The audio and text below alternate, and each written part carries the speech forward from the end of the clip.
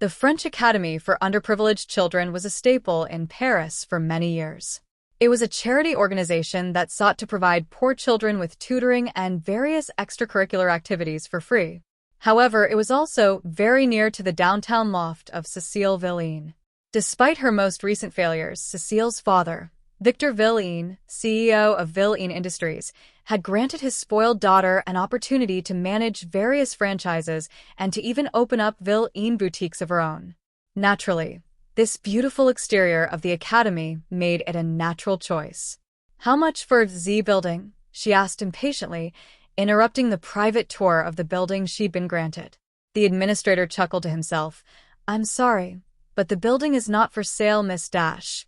"Madam," Cécile snapped. "And everything is for sale. Now name your price." "I'm afraid it's not. There is no price I can put upon a good education. Now, if you'll excuse me, I have other business to attend to. If you could see yourself out." Then the administrator walked away. "Damn him," Cécile cursed as she headed towards the exit, the sound of her stilettos clicking through the empty halls. "How dare he deny me what is rightfully mine? This academy would make for a wonderful boutique. The biggest franchise in the history of our business." She thought of all the possibilities for displays and events as she walked forwards and bumped into a little girl. "Ow!" The girl cried as she fell on her backside. "Watch where you're going," Cécile sneered, carrying on. "Stupid children. What do ze poor need to learn anyhow? They are worth nothing." This scene did not go unseen by Milo, a small boy who attended the academy and was considered by all of his friends to be the class clown. So he decided to try and do what poor little Evelyn had, only intentionally, and bumped right into Madame Vil Ene's waist. Milo spun off from Madame's hips after colliding with her, causing her to turn and spit venom at him. "You damn brats. Watch where you're going. Don't they teach you any manners at this school?" "Yeah, they do," said Milo. "Manners like always wear a belt." Then he raised a black belt up in one hand. Cécile cocked an eyebrow at him before her pants fell down. Looking over her shoulder, she clicked her heels together and flashed an embarrassed grin when she realized what had happened. Several other kids in the halls poked their heads out to spew that hated sound, laughter, as Cécile sidled away in embarrassment. "Don't look. It's laundry day. Wretched urchins." Madame cursed as she exited the school, still holding up her pants. "How dare they touch me with their unclean hands?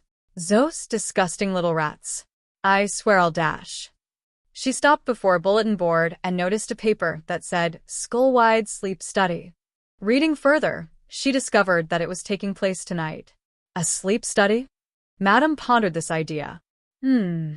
If that stingy old administrator is unwilling to sell, then maybe an accident or two will change his mind. She, of course, had no intention of changing his mind, but utilizing her father's influence around town, she could seize upon the unfortunate injuries that could befall these children utilizing the various attorneys and child welfare nonprofit groups around town.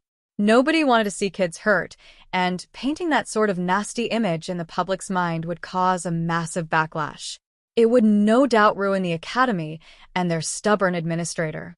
It would also probably ruin the children's lives as well, but that was of little consequence to the money prestige that Cécile stood to build for herself.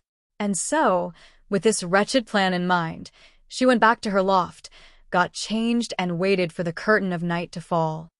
Deep in the heart of the school's auditorium, the children were laughing and playing with glee, unaware of the terror and misfortune that was soon to befall them. That terror took the form of Madame Cécile Vil Ene. She was dressed in a red jacket, a black undershirt, and a small bag filled with spare clothing as she skulked through the bushes outside the school. "Those damn brats," Cécile cursed, cringing at their irritating laughter. "They won't be laughing once I'm finished with them." Feeling confident, Cécile strode from the bushes up to the window and reached her hands up to grab the ledge. The window was open, and the voices of the children were very loud because of it. "All right, children," a teacher said. "Gather round and pay attention." The woman started to talk when Cécile held onto the ledge and pulled herself up above the bushes. "First thing first, close that window." Cécile's eyes went wide in surprise when she heard the request. Then she looked up and saw the shadow of a young girl at the window reach up and slam. Cecile bit down on her lip as her eyes bulged from her head. The pain in her fingers throbbed until, finally, she let go of the wall. Falling backwards, Cecile landed, but first onto a thorn bush. Cecile slapped her aching fingers over her mouth and screamed into her palm as the sharp thorns dug into her firm and shapely butt. Later on, Cecile attempted to infiltrate by another means, a ladder she found leading up to the roof. It appeared to be a maintenance entrance, and so Madame Vil Ene climbed up onto the roof and let herself in through the unlocked door. "What careless fools," Madame laughed. Leaving the door open for an invader to infiltrate, Madame smiled with glee as she contemplated how to approach her goals. She decided that it would be best to isolate a single child away from the group and kidnap them. This would cause an uproar among the community and the press, via her father's connections, and severely damage the reputation of the academy. Then, after she extorted them for all they were worth and forced them into bankruptcy, she would release the child mostly unharmed. But how would she go about such an ingenious plan? Well, as soon as the thought left her mind, a young little girl with red pigtails came waltzing across the hall, alone. Madame watched the girl from behind a corner and decided to strike. When the girl was in position, Madame Vil Ene ran out across the hall, grabbed her, and covered her mouth before pulling her into a classroom off to the side. "Don't make a sound or I'll kill you," Madame whispered, holding her pistol to the girl's head. "No sudden movements, little girl. If you so much as dash," before Madame could issue her next threat, the girl stomped down on Cecile's toes and threw her elbow into Madame's gut. Oof. Then she got down and slid beneath Madame's legs. While Madame was still doubled over, the girl grabbed onto Cecile's pants and pulled. Fwoosh. H.A., the girl mock, whose name was Missy, laughed. "Let me guess? Laundry day." Madame was flustered as she bent over to pull her pants back up. In doing so, she exposed her pert butt to Missy, who decided to grab Madame by the waistband of her underpants and give her a huge wedgie. Sacreblet. Then she started to run and Madame stumbled along, being pulled by her underwear until the girl shoved her forward, causing Madame to crash through one of the windows and fall down into a dead tree. Wick. Crack. Smack. Whack. Snog-a-wog. After taking a series of smacks to the face by branches on the way down, Madame found herself on the receiving edge of another painfully embarrassing wedgie as she hung from the bottom branch. Gripping her crotch, Madame strained for a second when, R.A.P. Smash. After her panties ripped, Madame fell flat on her face, her pants around her ankles and her bare, but fully revealed. Missy quickly closed the window and ran off back to the main room where all the children were gathered. She informed a few of the kids, who said, "We should tell the teachers." But one child, Milo, had another idea. "What's the rush?